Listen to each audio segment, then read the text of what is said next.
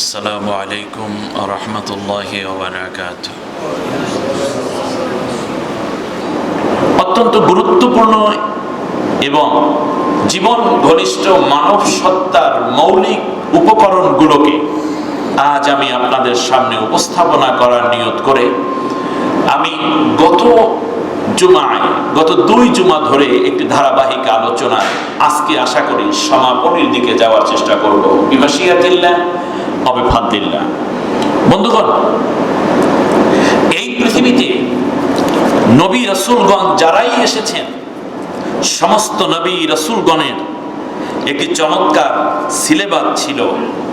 সব নবীদের কথার ধরন এবং তাদের চিন্তা চেতনা একটি মৌলিক নীতি ছিল, আর সেই নীতি ছিল তিনটা। পৃথিবীতে সব নবীদের এই তিন নীতি তারা বারবার মানবতাকে জানিয়েছে। এক নম্বর হচ্ছে আল্লাহ তাআলার সাথে আন্তরিক সম্পর্ক স্থাপন। আমার কথা আপনারা শুনতেছেন? সব নবীরা এক কথা বলেছেন, তোমরা আল্লাহকে চেনো, আল্লাহ তাআলার সাথে সম্পর্ক গড়ো। সুবহানাল্লাহ। এজন্য আল্লাহ তাআলার সাথে সম্পর্কের ধরন কেমন, কিভাবে আল্লাহর সাথে সম্পর্ক গড়তে হয়, এ নিয়ে নবীরা দীর্ঘ তাদের জীবনে মানবতার সামনে উপস্থাপন করেছেন কিভাবে আল্লাহর সাথে সম্পর্ক গড়তে হয়। অতএব আল্লাহর সাথে সম্পর্ক গড়ার ক্ষেত্রে আমরা অন্য কাউকে যদি ফলো করি তাহলে পথভ্রষ্ট হওয়ার সম্ভাবনা আছে। কারণ নবীদেরকে আল্লাহ দেখিয়েছেন আল্লাহর সাথে কিভাবে সম্পর্ক গড়তে হয়, আর এর বাইরে যারা অন্য কিছু শিখিয়েছে তা ওই ব্যক্তির সাথে সম্পর্ক হতে পারে, আল্লাহ পর্যন্ত পৌঁছানোর সম্ভাবনা নাই। দ্বিতীয় হচ্ছে আল্লাহকে ভয় করতে। আল্লাহকে শুধু সম্পর্ক গড়েই শেষ না, দ্বিতীয় কথাটাই ছিল তাকুল্লাহ, আল্লাহকে ডরা, আল্লাহকে ভয় করো। তৃতীয় কথা ছিল আল্লাহ রাব্বুল আলামিনের প্রতি গভীরভাবে ভক্তি এবং মনে প্রাণে তার প্রতি আনুগত্য প্রদর্শন করতে। এই মৌলিক তিনটি কথাকে আম্বিয়া আলাইহিমুস সালাম সমাজে এস্টাবলিশড করেছেন। আর এটা করতে গিয়ে নবী আলাইহিমুস সালাম মেহনত করেছেন, মুজাহিদা করেছেন, কখনো জেলে গেছেন, কখনো অত্যাচার সয়েছেন, কখনো এই কালেমার পতাকা তথা এই তিনটি বিষয়কে মানব জাতির সামনে প্রতিষ্ঠিত করতে গিয়ে নিজেরা যেমন কষ্ট সহ্য করেছেন, তার সঙ্গীরাও বিভিন্ন রকমের পীড়নের শিকার হয়েছে, কিন্তু এই সত্তা থেকে তারা এক চুল পেছপা হয়ে যান নাই। কিন্তু আম্বিয়া আলাইহিমুস সালামের আল্লাহ তাআলার সাথে সম্পর্কের যে ম্যাপ তিনি দিয়েছেন আল্লাহর পক্ষ থেকে, মাঝখানে কিছু বিষয় আল্লাহর সাথে সম্পর্কের বড় বাধা হয়ে গেছে। আর ওই বাধাগুলো সৃষ্টির ফলে যেই কাজটি হয়েছে তা হলো আল্লাহর সাথে বান্দারা সম্পর্ক তৈরি হয়নি, বরং তৈরি হয়েছে শয়তানের সাথে সম্পর্ক। আমাদের দুইটা বিষয় জানা খুবই জরুরি। মানব সত্তার বেসিক তিনটি উপকরণ যা, সেই তিনটি কি, আর এগুলোর পথে বাধা কি। বাধাগুলোকে যদি আমরা চিহ্নিত করতে পারি তাহলে আমাদের পথ পরিষ্কার হবে। আর শুধু পরিষ্কার পথ হলেই হবে না, যে পরিষ্কার পথ আমার কত দূর আল্লাহর সাথে সম্পর্ক স্থাপনের ক্ষেত্রে সেটাও আমাদের বুঝে নেওয়া জরুরি। বিধায় আমি আজকের আলোচ্য বিষয় নিয়েছি মানব সভ্যতার সত্যিকার পরিচিতি এবং মানব সভ্যতা রক্ষার মৌলিক 10টি উপকরণ। প্রাসঙ্গিক বিষয়ে ছোট্ট করে আপনাদের খেদমতে কথা বললেই আশা করি আপনারা বুঝবেন। কাগজ কলম থাকলে লেখার সুযোগ নেবেন। মোবাইলের মধ্যে অনেক কথা নোট করে রাখা যায়, ভিডিও করা যায়, অডিও করা যায়। অনেক ভাইয়েরা মোবাইলে বিভিন্ন সময় আমার আলোচনাগুলো লাইভ করে থাকেন। এটা একটি দাওয়াতের দারুণ অংশ হতে পারে। আজকের একটি কথা অন্য ভাইয়ের সারা জীবনের হেদায়েতের পথ হয়ে যেতে পারে। আপনার মোবাইলটাকে আপনি দাওয়াতি কাজে, ইসলামের দাওয়াতি কাজে আপনি ব্যবহার করতে পারেন। আপনার মোবাইল থেকে একটি শেয়ার দিয়ে দিলে হোয়াটসঅ্যাপ কিংবা মেসেঞ্জারে দিয়ে দিলে অনেক ভাই বোনেরা ঘরে বসে এই কথা শোনার সুযোগ পেয়ে যাবে ইনশাআল্লাহ। আমি গত জুমায় বলেছিলাম মানব সভ্যতার আল্লাহর দিকে যাওয়ার ক্ষেত্রে সবচেয়ে বড় বাধা যেটা, সেটার নাম হচ্ছে গর্ব, অহংকার। বন্ধুগণ, আমি একটা উদাহরণ যদি দিই, ইবলিস নাম শুনেছেন? মিস্টার ইবলিস দেখেন তো নাই কোনোদিন? দেখেছেন? দেখেন নাই। ইবলিস আছে, শয়তান আছে, বিশ্বাস করেন কিনা? এই সব শব্দগুলো বলেছেন কে? আল্লাহ। 70 লক্ষ বছর একটানা আল্লাহর ইবাদত করেছে। আমার দিকে তাকান, খুব গভীর ভাবে কথাগুলো উপলব্ধি করার চেষ্টা করুন। 70 লক্ষ বছর, 70 বছর না, 170 বছর না, 700 বছর না, 7 লক্ষ না, বরং একটা দীর্ঘ বিশাল একটি টাইম আল্লাহ রাব্বুল আলামিন এতদিন পর্যন্ত পজিটিভ কাজ করেছে। এতদিন পর্যন্ত আল্লাহ রাব্বুল আলামিন যেই কাজের কথা দিলেন ইবলিস সব করলো, কিন্তু মাঝখানে আল্লাহ রাব্বুল আলামিন একটা হুকুম যোগ করে বললেন, ইবলিস তুমি এবার আদমকে সিজদা করো। উসজুদু লিআদম ফাসাজাদু ইল্লা ইবলিস আবা ওয়াস্তাকবারা ওয়া কানা মিনাল কাফিরিন। আল্লাহ রাব্বুল আলামিন বললেন ইবলিস সিজদা করলো না। ইবলিস সিজদা, সব ফেরেশতারা সিজদা করেছে, মানে আনুগত্য করেছে। কার হুকুমের? আল্লাহর হুকুমের। আল্লাহর হুকুমের আনুগত্য মানে হচ্ছে আপনার ভালো লাগুক আর খারাপ লাগুক, আল্লাহর হুকুম যখন আসবে বিনা প্রশ্নে সেটাকে মেনে নিতে হবে। এটাই হলো গোলামের কাজ, ঠিক না বলেন? এখানে আমার ভালো লাগা মন্দ লাগার কোনো বিষয় নয়। আমার আল্লাহর হুকুম, পৃথিবীতে 2 জনের হুকুমকে বিনা প্রশ্নে মেনে নিতে হবে, কোন প্রশ্ন ছাড়া। এক হচ্ছে আল্লাহর হুকুম, আরেকটি হচ্ছে মুহাম্মদুর রাসূলুল্লাহ। এর বাইরে যারাই আছে তাদের হুকুমগুলোকে যাচাই বাছাই করে মানা কিংবা ত্যাগ করার অধিকার মানুষের আছে। ঠিক তার পাশাপাশি যদি ওটা আল্লাহর হুকুমের সাথে মেলে, এতদিন আমি জানতাম না কিন্তু এই হুকুমটা অমুকই করেছে, কিন্তু এটা আল্লাহর হুকুমই, তাহলে আমার মানতে কোনো আপত্তি থাকবে না। ঠিক, এটা আমি জানতাম না কিন্তু এটা নবীর হুকুম ছিল, এখন হুজুরে বলেছে, অমুক ভাই বলেছেন, কোনো অসুবিধা নেই, এখন থেকে আমি এটা মেনে নিব, যেটা এর ক্ষেত্রে নবীর হুকুম। সরাসরি হুকুম করছেন কে? 70 লক্ষ বছর পর্যন্ত ইবাদত করলো কার? আল্লাহ। সেই আল্লাহ এখন একটা কি করলেন? আদেশ করলেন। সেই আদেশটা ইবলিসের মনোপুত হইল না।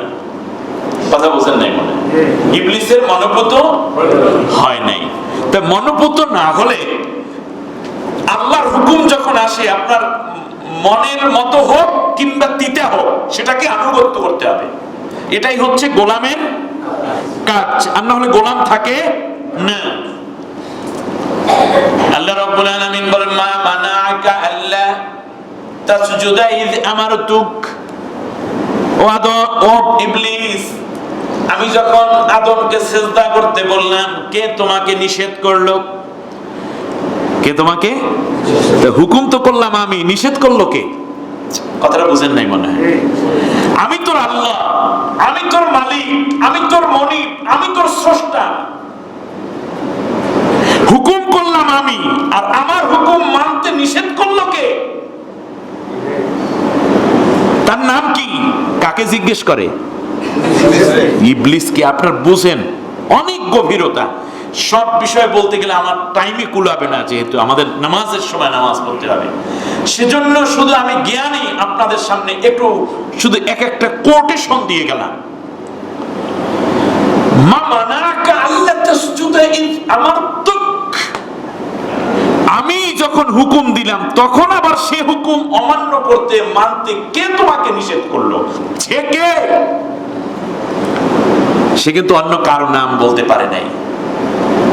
অন্য কারো নাম বলতে পারে নাই। অন্য কারো নাম বললে হয়তোবা ভিন্ন কিছু দৃশ্যপট তৈরি হতো, কিন্তু সে নিজের থেকে বুঝে বুঝে নিজেই সেজদা করে নাই, অর্থাৎ আল্লাহর হুকুম লঙ্ঘন করেছে। আর এই নিজের বুঝটা ছিল অহংকার বশত। কি বশত? অহংকারের কথা কেমন হয় খেয়াল করুন, অহংকারীর কথা কেমন হয় শুনুন। আনা খয়রুম মিনহু, আল্লাহকে বুঝাইতে আছে, আনা খয়রুম মিনহু খলাকতানি মিনান নার ওয়া খলাকতাহু মিন তিন। আমাকে বানাইছো আগুন দিয়া, তারে বানাইছো মাটি দিয়া, এই কারণে আমি সেরা। আহা, মানুষের অহংকার করার চেয়ে বড় মিথ্যা আর কিচ্ছু নাই।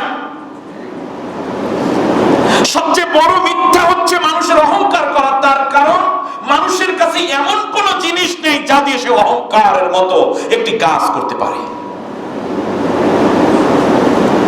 এমন কোন উপকরণ আল্লাহ বান্দাকে দেন নাই যা দিয়ে সে অহংকার করতে পারে।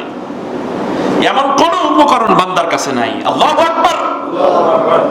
দুনিয়ার সবচেয়ে বড় মিথ্যা হচ্ছে অহংকার। এটা মানুষের জন্য মানায় না। কি আছে আপনার? কি কারণে আপনি অহংকার করছেন? কোন কারণে আপনি অহংকার করছেন? এমন কি জিনিস আপনার ভেতরে আছে? আল্লাহু আকবার, একটু চিন্তা করেন। আমার বন্ধুগণ খেয়াল করুন, এবার জ্ঞান দিচ্ছে কাকে? আল্লাহকে জ্ঞান দেয়। আল্লাহ তাআলার চেয়ে কে ভালো জানেন কে কাকে দিয়ে কি তৈরি করা হয়েছে? সৃষ্টির উপকরণ কি সবচেয়ে ভালো জানেন কে? সেই আল্লাহকে এখন জ্ঞান দিচ্ছে আল্লাহ তাআলা, আমি তো তার চেয়ে উত্তম, এই কারণে আমি তারে সিজদা করিনি। আল্লাহ রাব্বুল আলামিন নতুন করে আর প্রশ্ন করেন নাই। আল্লাহ নতুন আর প্রশ্ন করেন নাই, তার কারণ জানেন যার ভেতরে অহংকার ঢুকে গেছে তাকে হেদায়েতের পথে আনা সম্ভব নয়। আল্লাহু আকবার। খেয়াল করুন, খেয়াল করুন, আল্লাহ এত দয়ালু, এত মেহেরবান, এত ক্ষমাবান, এত গফুরুর রহিম। সেই আল্লাহ তাআলাকে যখন অহংকারের কথা শোনালো, আল্লাহ তাআলা বললেন উখরুজ মিনহা, এখান থেকে বের হয়ে যা, মাসুমা মাহজুরা, লাঞ্ছিত অপমানিত হয়ে যায়। ইন্নাকা মিনার রাজিম, ইন্নাকা রাজিম, তুমি লাঞ্ছিত অপমানিত অভিশপ্ত, এখান থেকে বের হয়ে যাও। অতএব মনে রাখবেন, যারা অহংকার করে তাদের জন্য হেদায়েত থাকে না। আল্লাহ সরাসরি সামনের থেকে তো আল্লাহর দয়া কম ছিল না। আল্লাহ তাআলা বললেন অহংকার যেহেতু করেছো এখন আর আমার কাছে হেদায়েত নাই। অহংকার যেহেতু করেছো আমার কাছে ক্ষমাও নাই। অহংকার যেহেতু করেছো জান্নাতে থাকার কোনো অধিকার নাই। আল্লাহু আকবার। তিনটা কথা, হেদায়েত নাই, ক্ষমা নাই, জান্নাতে থাকার কোনো অধিকার নাই। বের হও। লাজ্জিত অপমানিত। ইবলিস কি কোনো দিন আর ক্ষমা পেয়েছে? পায় নাই। তাহলে সর্বপ্রথম অহংকার করেছে যে তার নাম কি? ইবলিস হয়ে গেল অহংকারের কারণে শয়তান। কি হয়ে গেল? শয়তান। ছিল ইবলিস, হয়ে গেল কি? শয়তান। শুধু তাই না, এমন একটি ভুল, আল্লাহর একটি হুকুম লঙ্ঘন করে বসেছেন আমাদের আদি পিতা আদি মাতা হাওয়া, আদম এবং হাওয়া আলাইহিস সালাম। করছে কিনা? ভুল করেছেন না? আল্লাহ রাব্বুল আলামিন বলেন নকুলা মিনহা রাগাদান হাইসু শি'তুমা ওয়া লা তাকরাবা হাদিহিশ শাজারাতা ফাতাকুনা মিনাজ জালিমিন। তুমি এবং তোমার স্ত্রী দুইজন জান্নাতে থাকো, যা ইচ্ছা তাই থাকো, কিন্তু ওই গাছটার নিকটে যেও না। খাবে, পড়বে, আনন্দ ফুর্তি করবে, আমার তাসবিহ তাহলিল করো, কিন্তু যা ইচ্ছা সব করো, কিন্তু গাছটার নিকটেও। কিন্তু আদম আলাইহিস সালাম গাছের কাছে গেছে, গাছের ফলও। আল্লাহ রাব্বুল আলামিন জিজ্ঞেস করেন আদম এইটা কি করলাম? আদম আলাইহিস সালাম আল্লাহর এই প্রশ্নের কোনো জবাব দেয় নাই। ইবলিস বার্গেনিংয়ে যায়। আল্লাহর কথার সাথে নিজের কথা মিল না হলে তখন তর্কে লিপ্ত করছে কে? অতএব আমাদের দেশে যারা কোরআন এবং হাদিসের সরাসরি প্রমাণ থাকার পরেও কোন বিষয় নিয়ে তর্কে জড়ায়, সে নাস্তিক হোক কিংবা কোন শ্রেণীর আলেম হোক অথবা যে নামেরই হোক না কেন, যদি সে তর্ক করতে চায় মনে করবেন এটা ইবলিস গ্রুপ অফ ইন্ডাস্ট্রির সদস্য। আল্লাহ রাব্বুল আলামিন বললেন, আদম এই গাছের ফল খাইলা আমি তো নিষেধ করেছিলাম। আদম আলাইহিস সালাম জানেন আল্লাহর কথার সাথে বার্গেনিং চলে না, আল্লাহর সাথে তর্ক চলে না। আল্লাহর সাথে তর্ক করতে যাওয়াটা একটা জুলুম। আল্লাহর কথার আনুগত্য করাটাই হচ্ছে ইনসাফ এবং এটাই হচ্ছে তাকওয়া। আদম আলাইহিস সালাম মাথা নিচু করে আল্লাহর কাছে দোয়া করলেন, রব্বানা যালামনা আনফুসানা ওয়া ইল্লাম তাগফির লানা ওয়া তারহামনা লানাকুনান্না মিনাল খাসিরিন। আপনারা জানেন এই দোয়াটা? পড়েন আমার সাথে, রব্বানা যালামনা আনফুসানা ওয়া ইল্লাম তাগফির লানা ওয়া তারহামনা লানাকুনান্না। দেখি আল্লাহ তাআলা বলেন অনাসিয়া আদম, আদম ভুলে গেছিল। সুবহানাল্লাহ বলেন। আদম কি করেছিল? ভুলে গেছিল। আমার কথা না আল্লাহর কথা। ফানাসিয়া আদম, আদম ভুলে গেছিল। সুবহানাল্লাহ। বান্দা যদি অপরাধ করে, বান্দা যদি অপরাধ করে, কারো কাছে যদি এটা খুব কটু দৃষ্টিও হয়, বান্দা কোনো গুনাহ করেছে, মানুষের কাছে এটা বড় অপরাধ মনে হয়, অথচ বান্দা যদি গোপনে গোপনে আল্লাহ রাব্বুল আলামিনের কাছে মাপ চাইয়া নেয়, তখন আল্লাহ তাআলা ওই বান্দার পক্ষে কথা শুরু করে দেয়। সুবহানাল্লাহ। আমাদের আল্লাহ কত ভালো! আল্লাহকে ম্যানেজ করা খুব সহজ। আল্লাহ রাব্বুল আলামিনের কাছে বলেন, আল্লাহ তুমি বলেছিলে, কিন্তু আমি তো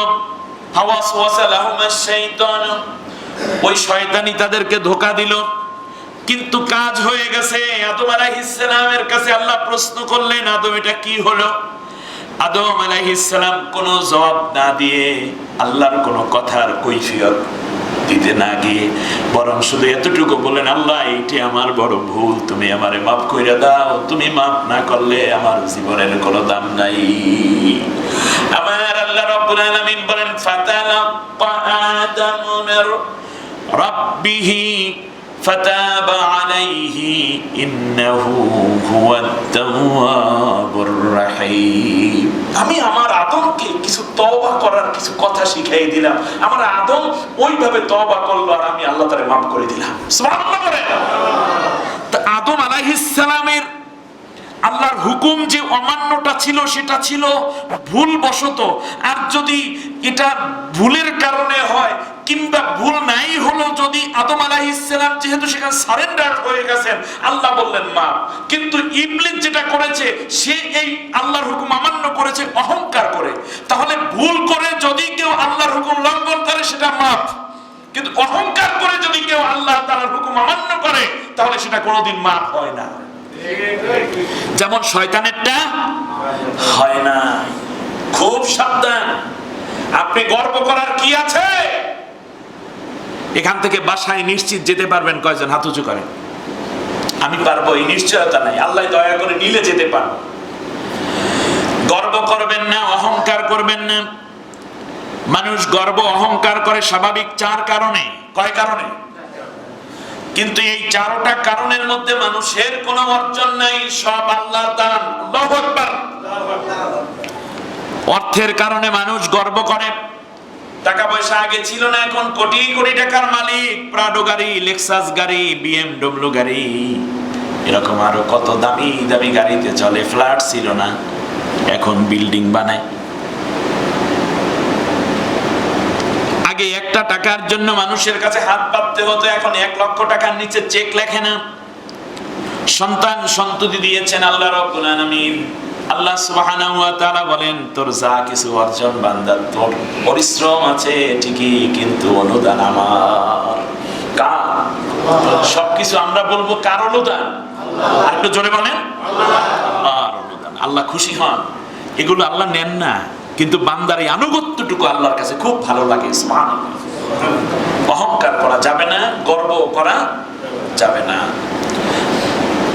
আমার ভাইরা, আমি সাথে সাথে বলে যাই, গর্ব অহংকার থেকে বাঁচবেন কেমনে? এক নম্বর হচ্ছে মানুষ কোন কোন কারণে অহংকারী হতে পারে। এক নম্বরে কি বলছি? টাকা পয়সা, ধন দৌলত। আমাদের ধন সম্পদ হবে, কিন্তু অহংকারী হওয়া যাবে না। দ্বিতীয় হচ্ছে মানুষের ইলেম। ইলেম মানে কি? জ্ঞান। আমার চেয়ে বড় আলেম কে আছে, আমার চেয়ে ভালো বক্তা কে আছে, আমার চেয়ে ভালো লেখক কে হয়, এই শব্দগুলো চয়ন করা বড়ই ঘৃণিত শব্দ এগুলো।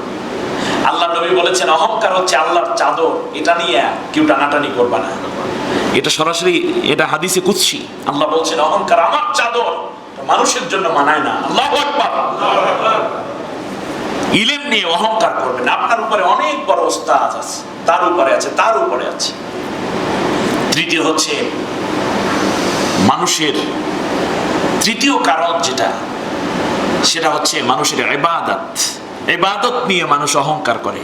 আমি তাহাজ্জুদ গুজার, আমি বুজুর্গানে দিন, মাহবুবে সুবহানি, কুতুবে রব্বানি, হাদিয়ে দওরান, মুসাদ্দিদে জামান, কামেলে মোকাম্মেল, আমি মুহাদ্দিস, আমি মুফাসসির, আমার মাহফিলের অভাব নাই, আমাকে পাইবেন কেমনে, আমি কি সেই আছি?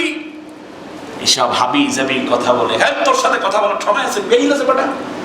বড় বড় ডিসিএসপি আমার জন্য দাঁড়াইয়া থাকে জোতা নিয়ে। বাপরে বাপ, এই ধরনের অতিরঞ্জিত কথাগুলো বাদ দিতে হবে। ঠিক আছে কি না? ইবাদত করা যাবে, কিন্তু অহংকার করা যাবে না। বেশি বেশি ইবাদত করব একমাত্র কার জন্য? চতুর্থ হচ্ছে মানুষের ক্ষমতা। চতুর্থ কি বলেছি? ক্ষমতা, পাওয়ার,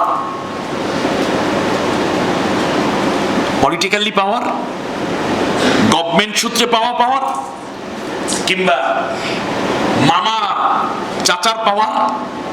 অনেক বড় কিছু আমি ডিসি, আমার খালাতো ভাই, আপন শালার ছোট ভাগ্নের সম্বন্ধী হয়, রাস্তা দিয়ে আর কেউ হাঁটতে দিবে না।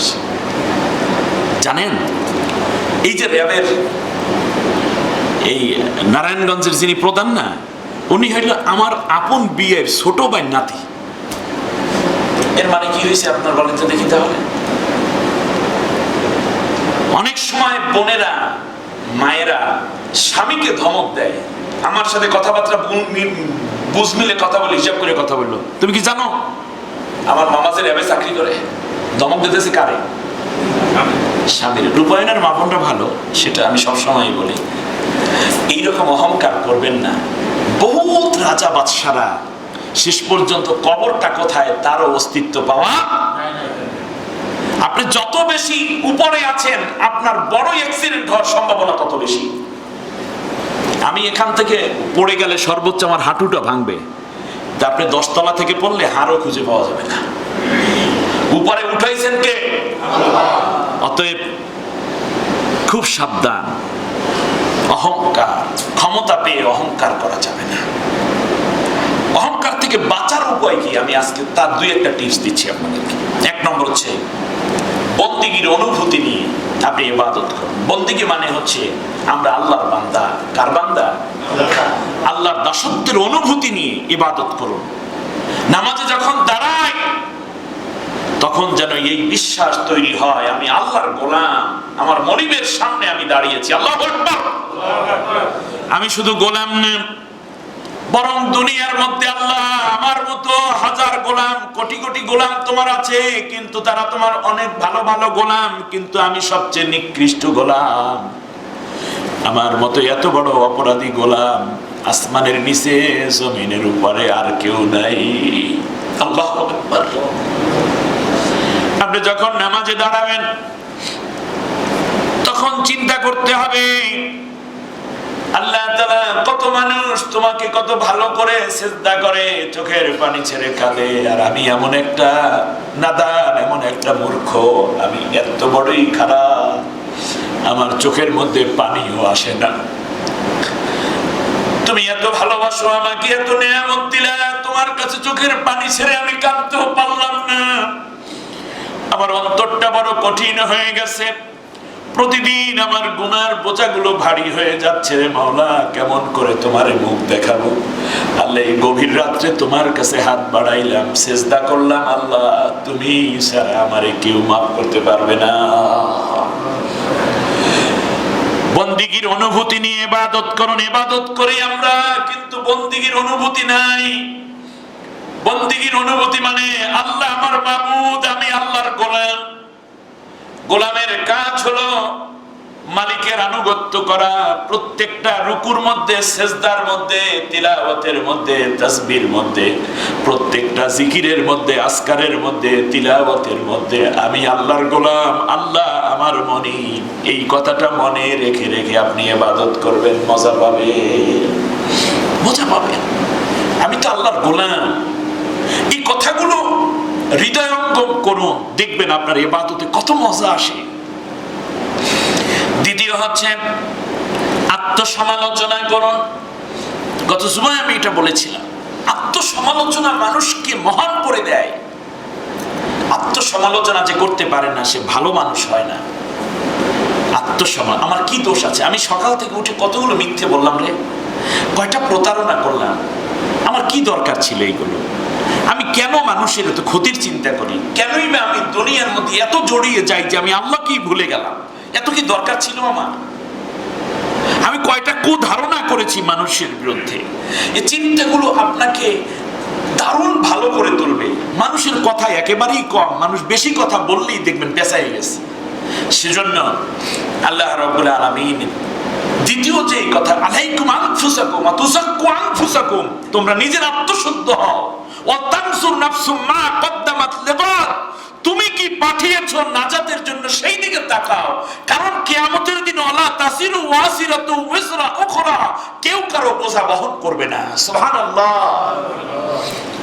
আত্মসমালোচনার পরে মহান ব্যক্তি যারা, তারা কিভাবে আল্লাহর রেজামন্দি হাসিল করেছেন, তাদের জীবন জিন্দেগিটা কেমন ছিল, এই দিকে একটু নজর দেবেন, দেখবেন খুব ভালো লাগবে। আপনি উজ্জীবিত হবেন, আপনি অনুপ্রেরণা পাবেন। এরপরে যে বিষয়গুলো আসে সেটা হচ্ছে রিয়া। এটা করবেন না। রিয়া মানে অন্যকে দেখানোর জন্য কাজ। আমাদের এটা একটা রোগে পরিণত হয়ে গেছে। শেষ পর্যন্ত ব্যক্তিকে কুরে কুরে ক্যান্সারের মতো খায়।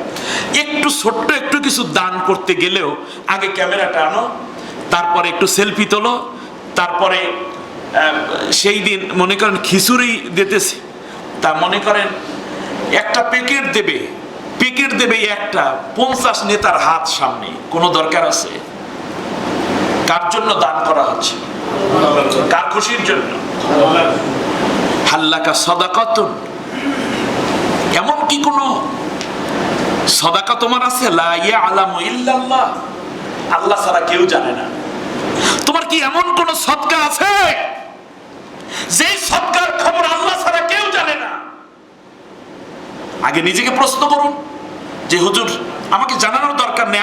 আগে আপনি প্রশ্ন করুন যে আপনি আপনার বোনকে অনুদান দিচ্ছেন, মাদ্রাসায় অনুদান দিচ্ছেন, কিংবা কোন মিসকিনকে, অসহায়কে প্রতি মাসে 500 করে নিয়মিত দিয়ে যাচ্ছেন, 5টা ইয়াতিম লালন করেন, কিন্তু কেউ জানে না, কেউ জানে না। এই দানের খবর আপনি কারো কাছে বলেন নাই, গোপন রেখে কেবল আল্লাহকে বলেছেন। এইরকম কোন দান কি আপনার আছে?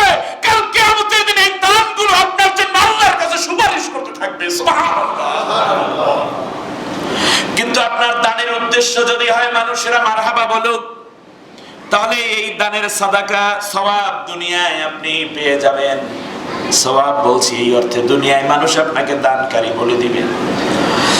হ্যাঁ, যদি অন্যকে উৎসাহিত করার জন্য যে আমি এটা দিলে অন্য ভাইয়েরাও দিবে, এইরকম যদি চিন্তাটা থাকে, তাহলে কেবল ওই চিন্তা যদি কারো ভিতর থাকে, তাহলে কেবল প্রকাশ্যে দান করেন, আর না হলে গোপনেই করেন। গোপনেই করেন, মুঠের মধ্যে দিয়ে দেন। জি, এভাবে প্রদর্শন ইচ্ছা বাদ দিতে হবে। নিয়তের মধ্যে গলদ রাখা যাবে না। আত্মিক রোগ, খুব ঠান্ডা মাথায় কথা শুনতে হবে। চতুর্থ, রোগ এবং সমাধান। আমি দুইটা বলে যাচ্ছি। আত্মিক রোগ, আমাদের ভিতরে একটা আত্মা আছে। আত্মাটা 3 ভাবে বিভক্ত: নফসে আম্মারা, নফসে লাওয়ামা, নফসে মুতমাইন্না। এর মধ্যে নফসে আম্মারা লা'আমারাতুম বিসসু, সব সময় খারাপ কাজের আদেশ করে। কিন্তু এই নফসের গোলামি যখন কেউ করে, তখন সে আর মানুষ থাকে না। কি থাকে না বললাম? মানুষ থাকে না। কুলুবুল লা ইয়াফকাহুনা বিহা, মানে আছে আপনাদের গত জুমায় আমি আয়াত বলছি, তাদের অন্তর আছে, হৃদয় আত্মা আছে, কিন্তু সে হৃদয় দিয়ে তারা হৃদয় অঙ্গম করে না, হৃদয়ের পরিশুদ্ধিটা অর্জন করে না, চিন্তা ভাবনা করে না। ফলে হয় কি, তারা পশুর চেয়েও নিকৃষ্ট হয়ে গেছে। নফসের গোলামি করা, নফস মানে আপনাকে সব সময় অলওয়েজ খারাপ কাজের প্রতি উদ্বুদ্ধ করবে। এটার নাম কি? নফস। এটার নাম কি বলে? নফস। এই নফসের আরেকটি শ্রেণী হচ্ছে খারাপ করে আবার একটু ভালো করে। খারাপ করার পর অনুশোচনা করে, কান্দেও, কিন্তু আবার যখন যায় তখন আবার আকামটা আগেরটা শুরু করে দেয়। করোনা আসছে, হঠাৎ করে বাসার পাশে শুনতেছে কাশি, হাসি, বাবারে বাবা এই বুঝি আমারও ধরলো, বা নিজের ফ্যামিলিতে করোনা হয়ে গেছে। এখন একেবারে ঘুষ, সুদ, দুর্নীতি সব থেকে একেবারে সুন্দরভাবে তওবা তিল্লা করছে। কিন্তু করোনা আসতে একটু হালকা হলো, আবার যখন ডিউটিতে গেছে তখন আগে যে এই 3 মাস পর্যন্ত কিছু খাইতে পারি নাই, এই সহ জরিমানা সহ দিতে হইবে, কি ঘুষ দিতে হইবে, সুদ সহ। কথা বোঝেন না? যে 3 মাস 20,000 দিই, 3 মাস, আর এই 3 মাসে 1 লাখ করে দিতে 3 মাসে মোট মিললে আবার 30,000 হয়েছে না, 3,30,000 একসাথে দিয়ে যা। দুনাল আযাবিল আকবারি আযাবিল আসগারি মিনাল আযাবিল আকবার। আল্লাহ তাআলা কোরআনে বলছেন, এই ছোট গজব দিয়া একটু ওয়েটিং লিস্টে রেখে দিলাম, এর চেয়ে বড় গজব আমি আল্লাহ পাঠাবো। সেই জন্য ক্ষেত্র তৈরি হচ্ছে। আপনারা গ্রামে যারা আছেন, এই গ্রামে এক সময় ঝোপ ঝাড়, ভিটা বাড়ি এগুলো বেশি ছিল। এগুলো ফসলি জমিন হয়েছে কেমনে বলেন দেখি? এই ভিটার সমস্ত জঙ্গলগুলো সাফ করছে, পরিষ্কার করেছে। জঙ্গলগুলো পরিষ্কার করছে কি দিয়ে?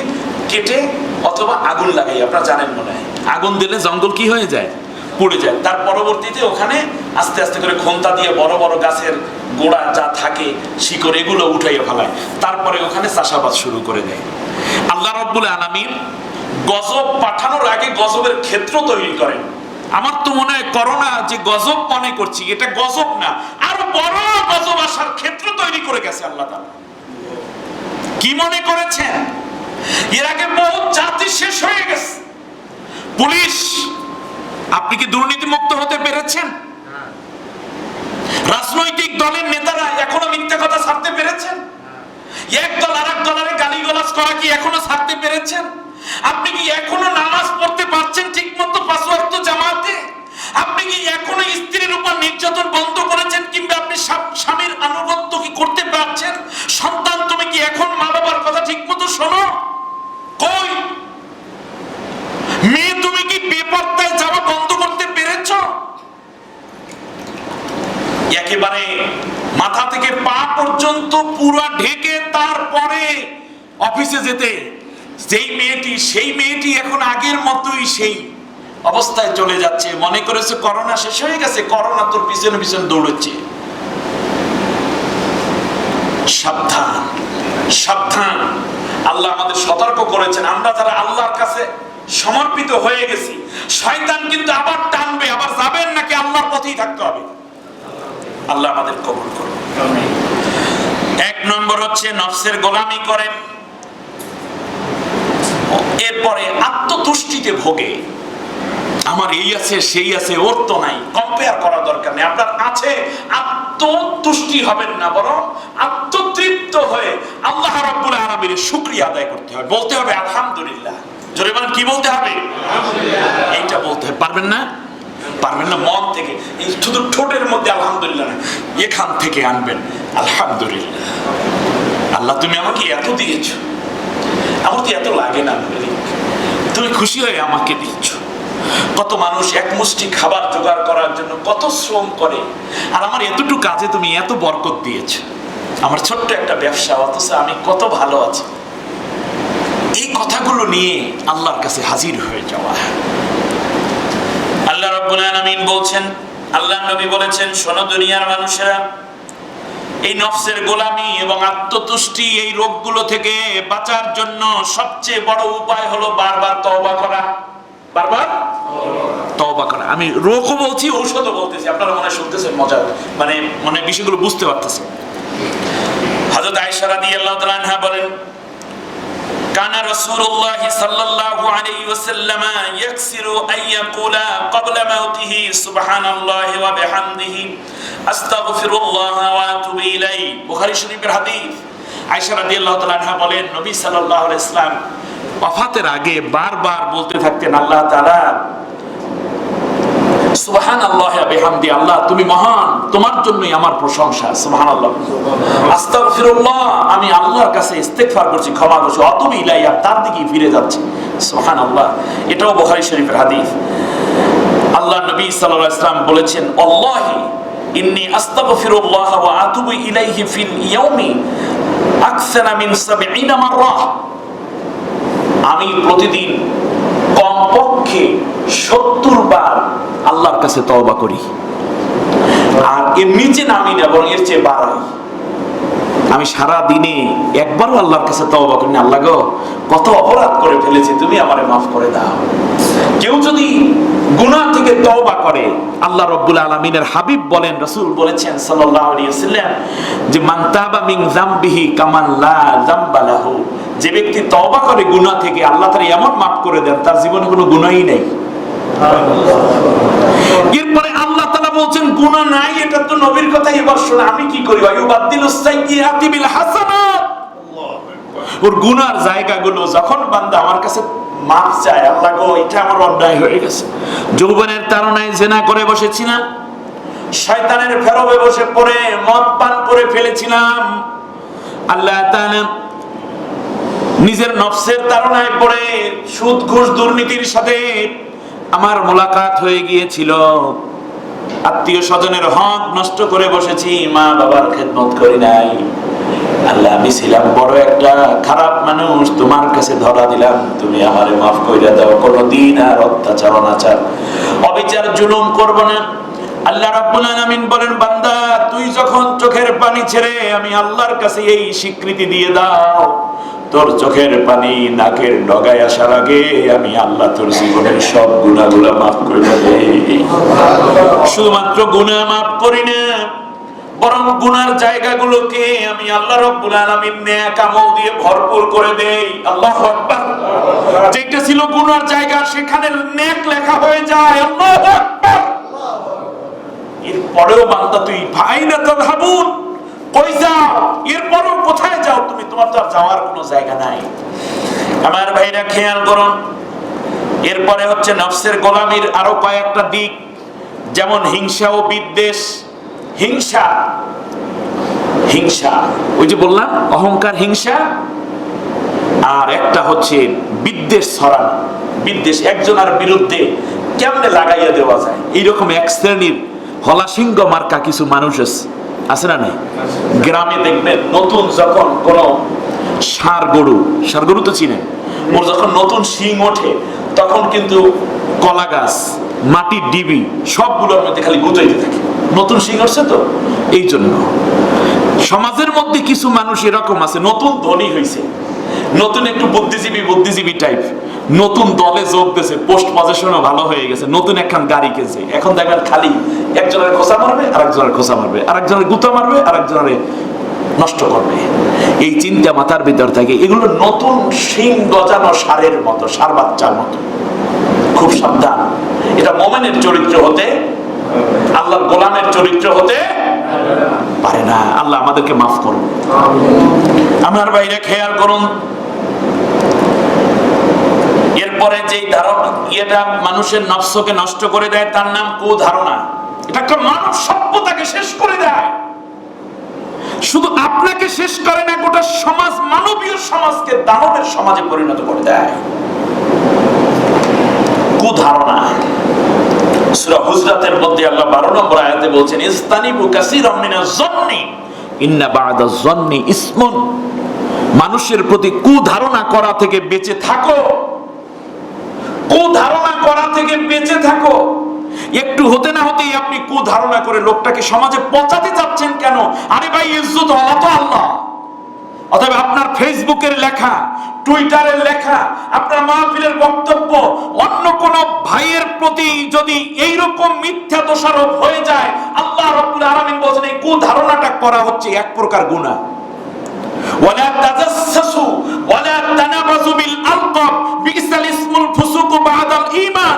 আল্লাহ রাব্বুল আলামিন বলেন মানুষের পিছনে লেগে থেকো না, মানুষের পিছনে দোষান্বেষণ করে বেরিয়েও না, মানুষের পিছনে গোয়েন্দাগিরি করে মানুষের অপমানিত অপদস্থ করার জন্য খারাপ মানসিকতা নিজে সৃষ্টি করো না। এই নিষেধাজ্ঞা কার? তাহলে মানব সভ্যতা টিকবে না। স্ত্রীর বিরুদ্ধে সন্দেহ স্বামীর, স্বামীর বিরুদ্ধে স্ত্রীর, বাবা মার বিরুদ্ধে সন্তানের, ড্রাইভারের বিরুদ্ধে মালিকের, মালিকের বিরুদ্ধে ড্রাইভারের, হায় হায় কি এক অবস্থা। শেষ পর্যন্ত ইমামের বিরুদ্ধে মুসল্লির, মুসল্লির বিরুদ্ধে ইমামের। এরকম ঘটনা কোনো কোনো জায়গায় ঘটে। আলহামদুলিল্লাহ, আপনাদের মসজিদের কথা বলছি না, এই মসজিদটা সবসময় আল্লাহ এখনো হেফাজত করে রেখেছেন। কোন রকম এই কাজ করা যাবে না।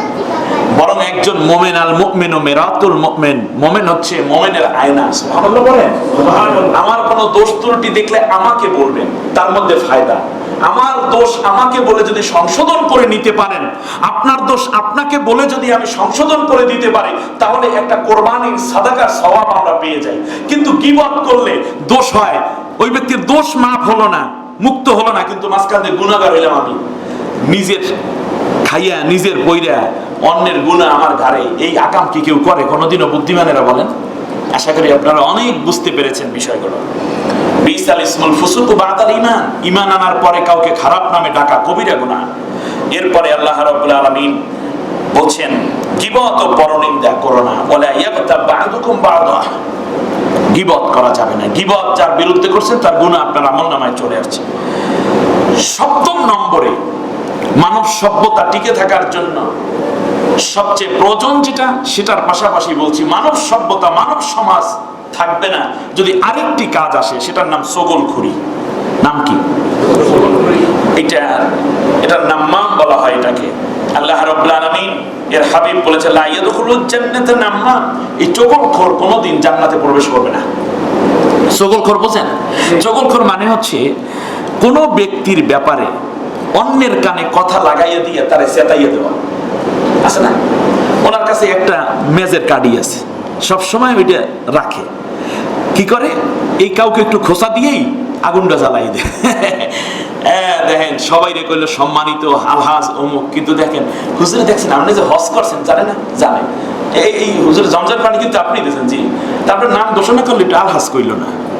এর মানে কি বলেন? কি করলো এখানে? সগলখুরি করলো। জোরে বান, কি খুরি? কথা বোঝেন না? আমরা কি হুজুরের কম খাওয়াই? মানে আমি তো হুজুর এই জন্য বলছি আর কি, উদাহরণগুলো জাস্ট এগুলো আপনার সব বিষয়ে চিন্তা করেন। কম দিলাম, কিন্তু এটা কি করলো? এই ছোট্ট একটা বিষয়টাকে তিলকে তাল করে দেখাইয়া সমাজের মধ্যে একটা বড় রকমের বিশৃঙ্খলা সৃষ্টি করা, এই কাজ যারা করে আল্লাহ তাআলার নবী বলেন তারা জান্নাতে প্রবেশ করবেন। আপনাদের মনে বিশ্বাস হয় নাই না এই কথাটা? কথাটা বিশ্বাস হয় নাই? আরে নবীজির কথা বিশ্বাস হয়েছে কিনা? কি 99%? এই দৌড় যাদের ভিতর আছে, আজকে ফিরে যাই। কানাকানি আমাদের মধ্যে এরকম আছে না নাই? কানাকানি আছে না নাই? কানাকানি মসজিদের ভেতরে হয় না। আমি হইলাম আপনাদের এই মসজিদের, আমার মসজিদ নাম্বার 8। এর মানে বোঝা যায় এর আগে 7টা মসজিদে আমি খতিবগিরি করেছি। আপনারা বুঝতেছেন কিনা? হ্যাঁ, তাহলে আমার অভিজ্ঞতা কিন্তু 8 মসজিদের, আপনার মসজিদের অভিজ্ঞতা 1 মসজিদের। যারা মসজিদের বাইরে থাকে, আপনাদের এই মসজিদের কথা আমি বলছি না, মসজিদের বাইরে ইমাম সাহেবের চোখের আড়ালে এক শ্রেণীর মানুষ এসে বসে। বসার পরে বা মসজিদে ইমাম সাহেব নামাজ পড়ায় একতলায় নিচতলায়, এরা বসি অলওয়েজ বসবে, টাইম পাইলেও না পাইলেও দোতলা 3 তলায় বসবে। ইমাম সাহেব সরাসরি দেখবে না। ওই পাশাপাশি আবার আগেই যুক্তি করে আসে, ফোন কিরে আসছো? হ্যাঁ আসছি। হ্যাঁ রে কই? মসজিদের মধ্যে ফোন করে কই? আরে সামনের কাতারে দেখ, তুই আটটা উঁচু কর, এই উঁচু করছি। এরপরে ভাই দোস্ত দেরি হয়ে গেছে, এই আজ জুম আছে, এমনই আছে, ওদিক খুতবা চলতেছে। এরপরে এই যে হুজুরের কথাটা কইলো, দেখছো এই কথা কওয়ার কোনো দরকার ছিল? এটা কোরআনের কথা, সবাই তারা বলতে গেলে বেতন দিই আমরা। হুজুরে আমাকে এই মানে যেই আকামের বিরুদ্ধে হুজুর বলে উনি এই আকামকারী, এখন লাগিয়ে গেছে। শেষ পর্যন্ত কানাকানি শুরু হয়ে গেছে, মনে হয় খেয়ালটা করেননি। এইগুলো আল্লাহ পছন্দ করেন। আমি হাদিস দিয়ে বলছি, ইন্নামান নাজওয়া, শোনেন, ইন্নামান নাজওয়া মিনাশ শাইতান। এই যে কানাকানি ফিসফিসানি করলো, এটা শয়তানের কাজ। আমি বানাই কথা বলতেছি, এটা রাসূল সাল্লাল্লাহু আলাইহি ওয়াসাল্লামের কথা। আল্লাহ নবীর দরবারে মুনাফিকরা এই কাজ করত। এরপরে আল্লাহ নবীর এই হাদিস বর্ণনা করতেছেন, আল্লাহ নবী বলছে এই যে কানাকানি ফিসফিসানি করতেছো, এতে করে মানুষের মধ্যে সন্দেহ তৈরি হয়ে আমার বিরুদ্ধে বলে অমুক কি যেন হচ্ছে। আর এই কানাকানির ফলে মানুষের সমাজের মধ্যে একটা দ্বন্দ্বের সৃষ্টি হয়, আর দ্বন্দ্বটা যখন শুরু হয় তখন মানুষের মারামারি গিলেগিলি শুরু হয়। ইসলাম এটা চায় না। এই জন্য রাসূলুল্লাহ সাল্লাল্লাহু আলাইহি ওয়াসাল্লাম বলেছেন এই কানাকানিটা হলো শয়তানের কাজ। কার কাজ? মেজাজের ভারসাম্যহীনতা। উফ, সমাজ মানবতা টিকবে যদি এই কথাগুলো শুনেন। মেজাজের ভারসাম্যহীনতা, হঠাৎ করেই রেগে যা।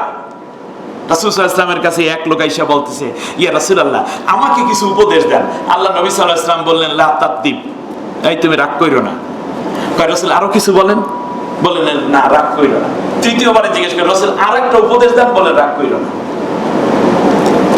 তো দেখেন, একজন মানুষ আসছে রাসূল সাল্লাল্লাহু আলাইহি ওয়াসাল্লামকে উপদেশ নেয়ার জন্য, আর নবী বললেন তৃতীয়বারে কি?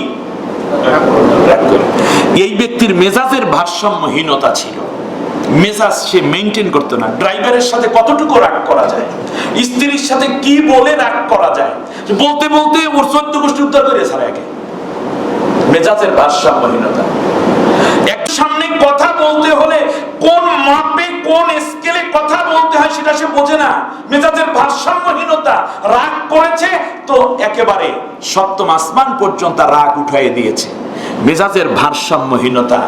আল্লাহ নবী সাল্লাল্লাহু আল্লাহ তাআলা বলেছেন আল কাযিমিন আল গায়স, যারা এই রাগ হওয়াল হইলে যারা শান্ত হয়ে যায় এই মানুষগুলো জান্নাতি মানুষ। নবী বলেছেন দাঁড়ানো অবস্থায় রাগ করলে বসে পড়ো, বসা অবস্থায় রাগ যদি না দমে তাহলে শুয়ে পড়ো, যদি বেশি রাগ না হয়, বেশি রাগ আসে তাহলে ওযু করতে চলে যাও। কারণ রাগ হলো শয়তানের তরফ থেকে আগুন, ঠান্ডা করতে হয় পানি দিয়ে, ওযু করে পানি দিয়ে। যদি এতেও রাগ না দমে তাহলে গোসল করো। কারণ আপনি যত বেশি রেগে যাবেন তত বেশি হেরে যাবেন। রেগে গেলেন তো হেরে গেলেন। কি চমৎকার কায়দা! অতএব আপনার রাগকে আপনি দমন না করতে পারলে আপনি এটা খুবই আপনার জন্য লজ্জাজনক হবে, সমাজের জন্য। আপনি রাগ করে আজকে কোনো ব্যক্তিকে তাড়িয়ে দিতে পারেন, হয়তো জীবনের প্রয়োজনে ওই জিনিসটা আবার ওই লোকটি আপনার বড় প্রয়োজনে আসতে পারে। বরং আপনি রাগটাকে হজম করেন, পারস্পরিক কথা বলে মীমাংসা করেন। এটার মধ্যেই শান্তি। এটার মধ্যে কি শান্তি। এরপরে হচ্ছে এক দেশদর্শিতা। ইয়াকুম আল গুলুওয়া ফাইন্নামা হালাকা মান কানা ক্বাবলাকুম বিল গুলুফি ফিদ-দীন। এক দেশদর্শিতা মানে হচ্ছে আমার দল সেরা, আমার নেতাই শেষ নেতা, আমারটাই সবচেয়ে ভালো। এই যে জিনিসগুলো নিজের ভেতরে লালন করা, হ্যাঁ আপনারটা ভালো আপনি বলতে পারেন, কিন্তু অন্য সব পচা, আমারটাই ভালো, এই কথাটা আল্লাহ পছন্দ করেন না। এই জন্য রাসূল সাল্লাল্লাহু আলাইহি ওয়াসাল্লাম বলেছেন তোমরা এই ধরনের এক দেশদর্শিতা থেকে বেঁচে থাকো। তার কারণ এই এক দেশদর্শিতার কারণে বহু জাতি এর আগে ধ্বংস হয়ে গেছে। আমি যে দল করি অন্যগুলো সব করলো হারাম, আমারটাই সেরা, এই চিন্তা বাদ দেন। আমি যে পীরের মুরিদ এটাই হক্কানি, বাকি সব বাতিল। এই চিন্তা মাথা থেকে ছেড়ে ফেলে, এই চিন্তা ছেড়ে ফেলেন। সংকীর্ণতা, সংকীর্ণতা বুঝেন? সংকীর্ণতা মানে নিজে কোনো অংশ দিতে চায় না যাকে কিছু। আল্লাহ রাব্বুল আলামিন বলেন মান ইউকাশুহা নাফসিহি ফাউলাইকা হুমুল মুফলিহুন। এই সংকীর্ণতা থেকে যারা মুক্ত তারাই সফল। আল্লাহু আকবার। দেখেন মেহেদি পাতা চিনেন? মেহেদি পাতা চেনার কথা। মেহেদি দিবেন, মেহেদি দেয়া সুন্নাহ। কলস এই যে কি সুন্দর আমাদের মোহাম্মদ আলী ভাই দিয়েছেন, পাশে কি ভাই জানো? আজাদ ভাই দিয়েছেন, এই যে মুরব্বী দিয়েছেন। যাদের সাদা দাড়ি সুযোগ থাকলে লাল মেহেদি দিয়েন, কোনো অসুবিধা নাই। এটা আপনি সৌন্দর্যকে বৃদ্ধি করবেন। যাই হোক, বাটা মেহেদি যেগুলো হয় পাতার, এটা খুব সুন্দর। এটা চুল যাদের পড়ে যায়, খুশকি বেশি, তারা মেহেদি দিবেন। এটার মধ্যে দারুণ উপকার আছে, খুবই উপকার। এছাড়া মেহেদি কাঁচা চুল যাদের, তারাও দিতে পারেন, খুব সিল্কি হবে চুল এবং আপনার চুল পড়া বন্ধ হয়ে যাবে ইনশাআল্লাহ। যাই হোক, আমি যেই কথা বলতে চাচ্ছি, মেহেদি পাতা দেখেন কত পাতা বাটে কিন্তু কোনো রং হয় না। আল্লাহ মেহেদির মধ্যে রং দিয়েছে, সুবহানাল্লাহ। আল্লাহ মেহেদির মধ্যে রং দিয়া মেহেদিরে কি বানাইছে দেখছেন? ওরে ছেলেরা মেয়েরা সুন্দর করে ছিঁড়ে ছিঁড়ে গাছ থেকে আনে, আনার পরে শিল কাটার মাঝখানে রাখে, আমাদের বরিশাল বলে পাড়া পুতা, এই দুইটার মাঝখানে রাইখা জনমের মতো বাড়ে বাইটা। হলুদ মরিচও তো এত মিহি করে না, যত মিহি করবি তত ভালো হইবে। মেহেদি বাটার ব্যাপারে একটা ছন্দ আছে, যত বাটবা তত বেশি লাল হবে, বাস বাটা। এরপরে চুলে দেয়, নতুন বধূ তার হাতের মধ্যে আলপনা আঁকে, রাতের বেলা সুন্দর করে লাগাইয়া রাখে, সকালবেলা নখ হাত সুন্দর আলপনায় ভরে ওঠে। সকালবেলা যখন হাত ধুয়ে বন্ধু বান্ধব মানে বান্ধবীরা যখন দেখে তখন কিরি এত সুন্দর লাগাইছে, আরে মেহেদি দিয়েছে। আহা, আপনি কি খেয়াল করেছেন মেহেদি বেঁচে আছে অন্যের হাতের মধ্যে সৌন্দর্য ফুটাইয়া? আমার আপনার জীবনটা যেন এরকম হয়, অন্যের জন্য আমার জীবনটাকে এভাবেই আল্লাহ যেহেতু আমার ভিতরে রং দিয়েছেন, মানবতা দিয়েছেন, জ্ঞান দিয়েছেন, বুদ্ধি দিয়েছেন, এটাকে এমন ভাবে পিষে অন্যের মধ্যে আমি লেগে যাব, আমি একদিন চলে যাব আর এই পৃথিবীর মানুষেরা বলবে হ্যাঁ অমুকে এই কথাটা সুন্দর বলতো, আমি অন্যের মধ্যে বেঁচে যাব, এটাই সদকায়ে জারিয়া হয়ে আমার জান্নাতের রাস্তা তৈরি করে দেবে।